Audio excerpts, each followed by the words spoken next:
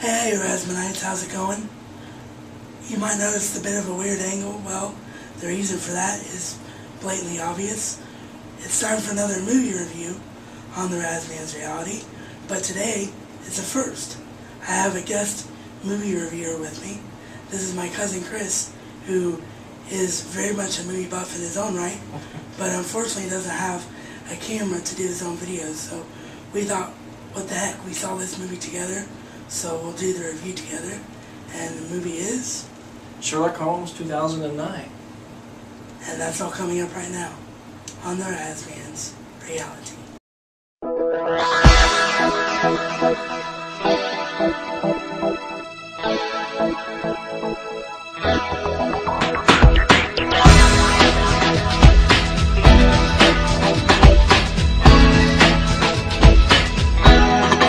Since this is a fairly new release and we don't want to really spoil it for anyone who hasn't seen it, I thought what we would do is just talk about the good and the not so good and the just overall bad of the film, if there is any, according to our opinions. So let me start out by asking you about Robert Downey Jr. as Sherlock Holmes himself. Well, Robert Downey Jr., he's got a definite cadence about him, as you see him in his other movies. He's got I don't know, he's like a fast talker in everything he does. When he does his English accent, though, one thing in particular I noticed was it's kind of raspy. His voice is a little raspy, which, honestly, that's not the way the English accent's supposed to work. Jack, you could probably know for yourself. I mean, somebody told me at one point, I was trying to do some voice training, some singing and whatnot, and they told me the difference between the American accent and the English accent is that the English people and people in UK, they speak at a higher tone. They don't have that raspiness that Americans do. And he kept his raspiness, but while he did his English accent. And to me, I noticed that for like a little bit, but it wasn't something that really took me off. I mean, I thought about it for a moment, and I was like, oh, that's not, all right, well. But it didn't distract me from the movie. So it was okay. I thought the performance was good. The interpretation, I like the interpretation, didn't you? Oh yeah, the interpretation of the character as a whole was definitely really well done. It was probably the best Holmes I've ever seen put to film or television, because of the way that he captured the way that Holmes uses his mind to solve his mysteries. And this is a mini spoiler, but it has nothing to do with the plot. There's a fight scene in the film, and in the very beginning, and the way they justified the fight scene was that they had him dissect exactly how he was going to take his opponent down by utilizing his detective skills and sort of picking apart the body. Right, so, exactly. Like in the trailer, they showed in the trailer, they do a little dissection or analytical part of the fight in slow motion, and then you see it in real motion and see it happen. It's pretty cool. Yeah. Nice little effect. So that was definitely one of my favorite scenes in the movie. And yeah, so Robert Downey Jr.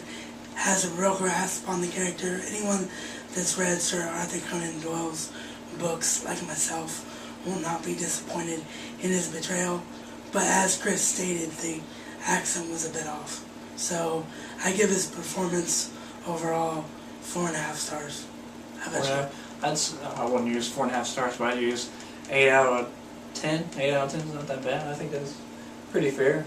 Yeah. I think you did a good job. Definitely. Okay, so Jude Law is Dr. Watson. Jude Law. My brother loves that guy. He's been in a lot of movies before.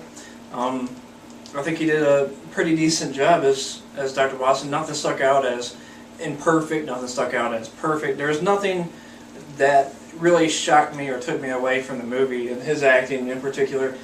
Usually, when I watch a movie and I see an actor or actress, or if it's a theater production or whatnot, I can usually tell right off whether they're a good actor or actress or a bad actor or actress, and it pulls me away from the story. I'll think about it for a moment, sort of like the little accent thing with Robert Downey Jr., but right. This one in particular, it didn't pull me away from the movie at all. I think he did a nice job, and I thought that Robert Downey Jr. and Jude Law both had a good chemistry, which was necessary for that part. Yeah, I think to me that's what made Jude Law's performance work. He wasn't the best Watson I've ever seen, but in the same aspect as Robert Downey Jr. did, he had a real grasp on the character, I thought.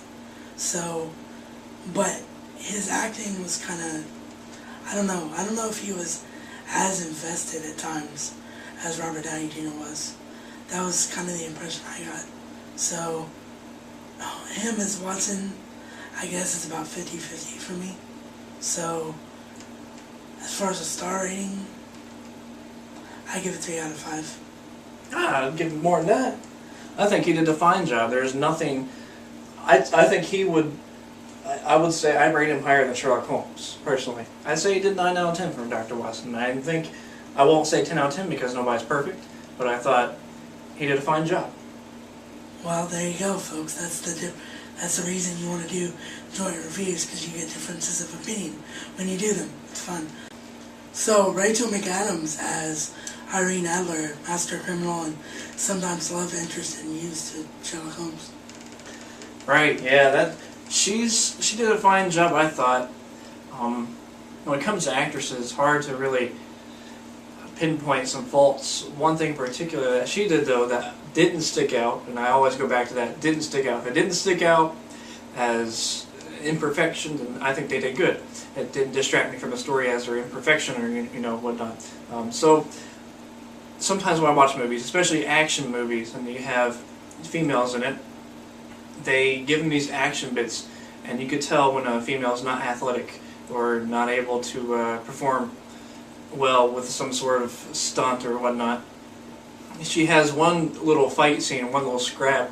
I thought they choreographed it really well, or they cut the movie really well. Whatever they did, she seemed athletic. So I think she fit the part pretty well. Very devious, very smart, very intelligent, brilliant. What do you think? I love Rachel McAdams. I've been a fan of Rachel McAdams since Mean Girls, which was her first mainstream film, and then of course she did The Notebook, which everyone will remember as like the quintessential romance of 2008, I believe it was, or maybe 2007, but it was definitely the most epic romance of the year when it came out, and she was really good in that. As far as her portrayal of Irene Adler, I thought it was probably the best thing she's ever done. I thought she really captured the essence of the character tremendously, and to me, she made up for the shortcomings that I felt that Jude Law had as Dr. Watson. Like, her and Robert Downey Jr. were the reasons to watch this movie from the good standpoint of the film. Well, you're crazy about Jude Law. I don't know what you're saying, but anyways, yeah. That's your opinion. Well, that's just my own personal take on it. But yeah, Rachel McAdams, absolutely flawless as Irene Adler, 5 out of 5. 5 out of 5. I never give anybody full perfect, so 9 out of 10. And then sort of wrapping up the main four, Mark Strong II as the villain, Lord Blackwood. Oh yes, Blackwood. He was definitely villainous. He was definitely evil and I guess brilliant in a way, as most of Sherlock Holmes' adversaries are in his stories and novels, his little short stories that he has. Not so much as brilliant as Holmes, and I don't know, I think he was just a very generic bad guy, in my opinion. There was nothing that stuck out. It's not like, you're not going to go to a Sherlock Holmes movie or read a story and think, here's a Batman villain, you know?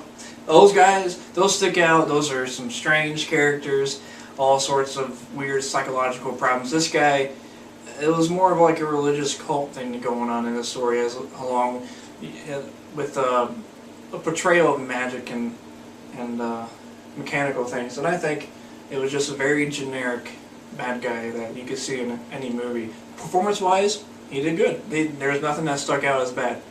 So, what can I say that? He did good playing a generic bad guy.